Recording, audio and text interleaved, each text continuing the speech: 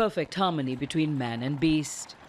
Tirukkal have been around since the 1600s, one of the fastest forms of transport at the time. Races began about 90 years ago and remain a popular part of New Year celebrations. But animal rights activists like SAGARIKA RAJAKARUNANAYAKE say the racing animals are treated cruelly. When they are racing the animal, they kick it in the genitals, then they pull the reins so hard, then they beat it, and the poor animal is just traumatized.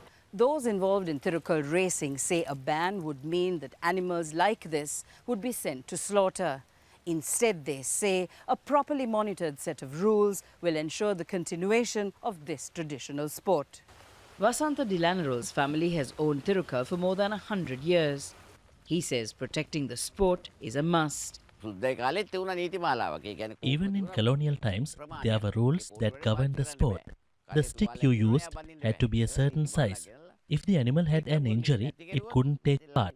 They can bring back rules like that, because if this is banned, an ancient and traditional part of our culture will be lost. To make sure that doesn't happen, de LANEROLLE is forming an association of Tirukkal owners and racers. He told Al Jazeera that members will have to agree to a set of rules to be eligible to participate in future races. But there is resentment that the police have used Sri Lanka's cruelty to animals ordinance to restrict Tirukkal races, while another form of racing continues. In epic, these two are battling it out. They're going stride for stride. De LANEROLLE says there are double standards that allow horse racing because it is the sport of the elite. The revamped Royal Turf Club is drawing interest with an injection of professionalism and new blood. Our system is that we're allowing 10 individuals to share in the ownership of one horse, bringing the cost down dramatically so that we want it to be a sport for the people. Mr. Wood says the horses are cared for better than some human beings.